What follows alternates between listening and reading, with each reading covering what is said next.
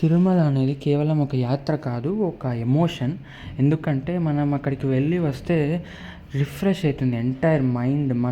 మన లైఫ్లో ఎన్ని కష్టాలైనా జరుగుతుండనివ్వండి, అక్కడికి వెళ్ళి రాగానే రిఫ్రెష్ అవుతాం. సో అందులో భాగంగానే ఎవరైనా తిరుమలకి వెళ్ళే ముందు తొలి గడపైన దేవుని గడపకి వెళ్తారు. మా ఊర్లోనే ఉంది. సో మన ఊర్లో ఉన్నప్పుడు మనం చూడకుండా ఎలా వెళ్తాం? అలా మా దేవుని గడపకి వెళ్ళి లక్ష్మీ వెంకటేశ్వర స్వామిని దర్శించుకొని మనమైతే తిరుమల యాత్రకి బయలుదేరిపోయామన్నమాట. సో దారిలో మనకైతే రాముల వారు, ఒంటిమిట్ట రాముల వారు కూడా వస్తారు కాబట్టి ఆయన్ని దర్శించుకొని ఇక కాణిపాకం వైపు అయితే బయలుదేరిపోయాం. దారిలో మనకి కడుపులో ఏదో ఒకటి పడాలి కదా. సో టిఫిన్ తినేసి మనమైతే తిరుపతి టు కాణిపాకం హైవే రూట్లో వెళ్తున్నాం. సో కాణిపాకం రీమోడల్ చేశారు రీసెంట్గా. సో ముందు వెళ్ళినా కూడా చాలామంది ఇప్పుడు మళ్ళీ వెళ్తున్నారు, ఎందుకంటే రీకన్స్ట్రక్షన్ చేశాక చాలా అంటే చాలా బాగుంది కాణిపాకం. సో మీరు కూడా వెళ్ళాలనుకుంటే తప్పకుండా వెళ్ళండి, ఎందుకంటే ఇప్పుడు బ్రహ్మోత్సవాలు జరుగుతున్నాయి వినాయక చవితి సందర్భంగా. సో మీరు గుడి చూస్తే ఆల్మోస్ట్ మనకు కొంచెం తిరుమల లాగా కూడా అనిపిస్తుంది, ఎందుకంటే చూడండి ఆ బ్రిడ్జ్, ఆ క్యూ సిస్టము మొత్తం తిరుమల లాగే ఉందన్నమాట చూడటానికి రీకన్స్ట్రక్షన్ అయిన తర్వాత. అండ్ దేవుడి దర్శనం కూడా చాలా బాగా జరుగుతుంది, బికాజ్ లోపల కూడా మనకి 3-వే సిస్టమ్ పెట్టారు తిరుమలలో పెట్టినట్టే. చాలా బాగా దర్శనం చేసుకోవచ్చు. మేము నెక్స్ట్ వెంకటేశ్వర స్వామి తల్లి అయిన వకులామాతాదేవి టెంపుల్కి అయితే బయలుదేరిపోయాం. ఇది కూడా కాణిపాకం తిరుపతి రూట్లోనే వస్తుంది. మీరు చాలామంది తెలియకపోయి ఉండొచ్చు, వకులామాత అనేవారు వెంకటేశ్వర స్వామికి సాక్షాత్తు తల్లి. ఆవిడకి కూడా ఇక్కడ ఒక టెంపుల్ ఉంది. ఇంతకుముందు చిన్నగా ఉండటం వల్ల ఎవరు పెద్దగా వెళ్ళేవాళ్ళు కాదు. ఇప్పుడు దాన్ని కూడా రీకన్స్ట్రక్షన్ చేసి ఒక చిన్న కొండ మీద ఉందన్నమాట. మీరు ఇక్కడికి వస్తే మాత్రం చాలా బాగా ఎంజాయ్ చేస్తారు, ఎందుకంటే ఆ కొండ మీదకి చిన్న స్టెప్స్తో అలా పెద్దగా మనం ఎఫర్ట్స్ పెట్టకుండా అలా నడుస్తూ ఎక్కేయచ్చు. అండ్ అక్కడి నుంచి మీకు కనిపించే మన తిరుమల కొండ వ్యూ ఏదైతే ఉంటుందో సూపర్ ఉంటుంది. మీకు మొత్తం తిరుమల కొండ కనిపిస్తుంది నీట్గా. అసలు ఆ వ్యూ చూడడానికైనా అక్కడికి వెళ్ళాలనిపిస్తుంది అనమాట. ఇంకా అక్కడి నుంచి మనం దర్శనానికి వెళ్ళిపోతున్నాం, ఎందుకంటే ఇప్పటికే సాయంత్రం అయిపోయింది, మళ్ళీ మనం తిరుమలకి వెళ్ళాలి కదా. సో దర్శనానికి కూడా పెద్దగా జనాలు లేరు. మనం స్టెప్స్ ఉంటాయి, ఈ స్టెప్స్ అలా హ్యాపీగా ఎక్కేసి పైకి వెళ్ళిపోతే అమ్మవారి దర్శనం జరుగుతుంది. మీరు చూడొచ్చు గాలి గోపురం మీద విమాన వెంకటేశ్వర స్వామి లాగా అమ్మవారికి కూడా విమాన వకులామాతాదేవి అని పెట్టారనమాట, సేమ్ అలాగే. ఇంకా మేమైతే దర్శనం చేసుకొని కిందికి రిటర్న్ అయిపోతున్నాం సేమ్ అదే రూట్లో. కింద కూడా మీకు చూడొచ్చు పార్కింగ్కి మంచి స్పేసింగ్ ఉంది. సో ఎప్పుడైనా ఫ్యామిలీతో వచ్చినప్పుడు హ్యాపీగా మన కార్ తీసుకొచ్చి అలా దర్శనం చేసుకొని అక్కడే ఫుడ్ తిని కావాలంటే మీరు వచ్చిన టైంని బట్టి బయలుదేరచ్చు అనమాట. సో మేమైతే ఇంకా మా కార్ దగ్గరికి వచ్చేసాం, నెక్స్ట్ తిరుమలకి వెళ్ళాలి కాబట్టి. సో ఇక్కడ మనకి ఈ ప్లేస్ని విజిట్ చేయని వాళ్ళు ఎవరైనా ఉంటే తప్పకుండా విజిట్ చేయండి నెక్స్ట్ మీరు తిరుమలకి వెళ్ళినప్పుడు. నెక్స్ట్ ఇప్పుడు మనమైతే శ్రీ కపిల తీర్థానికి వచ్చేసాం, కపిలేశ్వర స్వామి దేవాలయానికి. నథింగ్ బట్ మన శివయ్య. ఇందాక మనం గణపతిని వాళ్ళ కొడుకుని దర్శనం చేసుకున్నాం కదా, ఇప్పుడు తండ్రి గారిని దర్శనం చేసుకోవడానికి వచ్చేసాం శివయ్యని. సో ఇక్కడ మనందరికీ తెలిసిందే తిరుమలకి వెళ్ళే టోల్ గేట్కి వెళ్ళే దారిలోనే ఇది ఖచ్చితంగా వస్తుంది. సో ఇక్కడ మనకి ఫౌంటైన్ అంటే వాటర్ ఫాల్ ఉంటుంది, కపిల తీర్థం అని అందుకే అంటారు దీన్ని.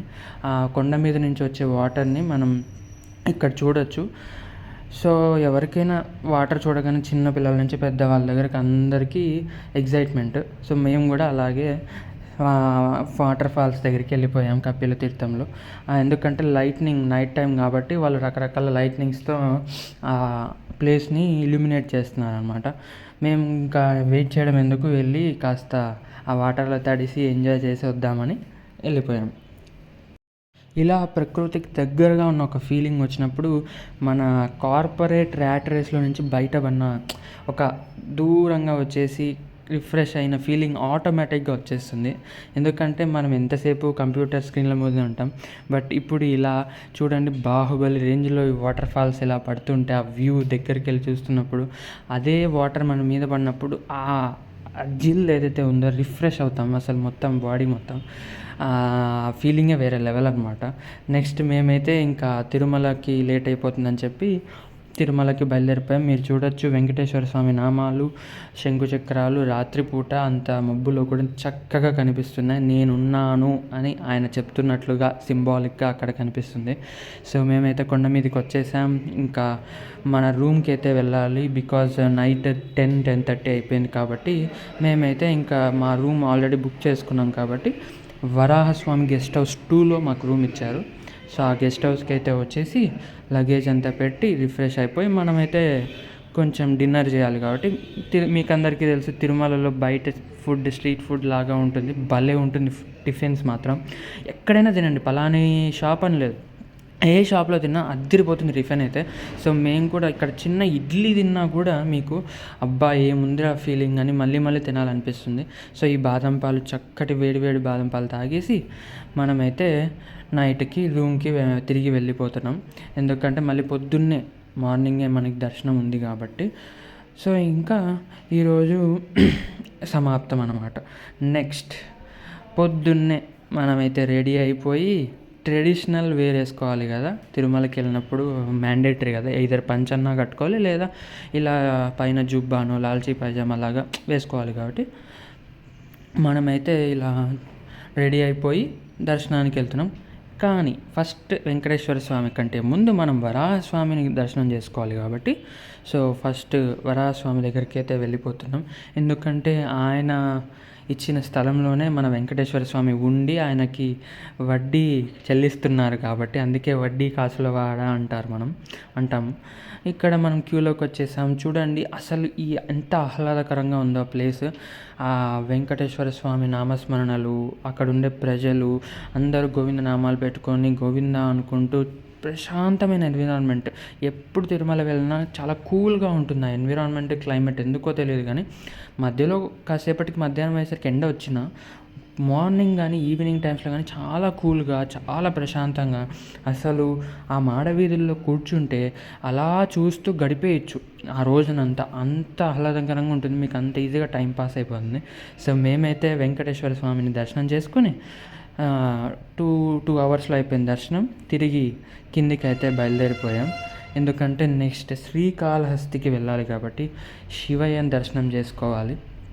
ఇలా కిందికి వెళ్తున్నప్పుడు కూడా పైకి వెళ్తున్నప్పుడు తిరుమలలో ప్రతి విషయము మనకు ఒక థెరపీ లాగా అనమాట, మన మైండ్కి మన మనసుకి ఒక థెరపీ లాగా. సో అలా మేమైతే దర్శనం చేసుకున్నాం కాబట్టి ఇంకా రామ్ సేతు ఫ్లైఓవర్ మీద నుంచి వెళ్ళిపోతున్నాం. ఇప్పుడు కొత్తగా కట్టారు కాబట్టి మనం ఊర్లో నుంచి వెళ్ళాల్సిన అవసరం లేదు.